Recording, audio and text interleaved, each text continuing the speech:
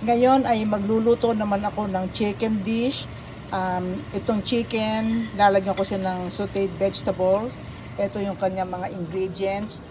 Tomatoes, bell pepper, onions, and celery. Wala akong carrots na available kaya wala na siyang kasamang carrots.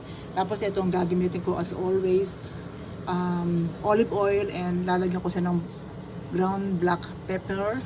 Ito, ang procedure nito ay iluluto ko, papupulahin ko muna yung chicken, tapos saka ko isusute yung vegetables, and then after that ay ilalagay ko na siya on top of the chicken sa skillet, and then I will let it cook for maybe hanggang maluto siya. Normally inilalagay ko sa oven pero natamad na ako mag-oven kaya stove top na lang ang aking gagawin ngayon. Okay? I'll show you the finished product.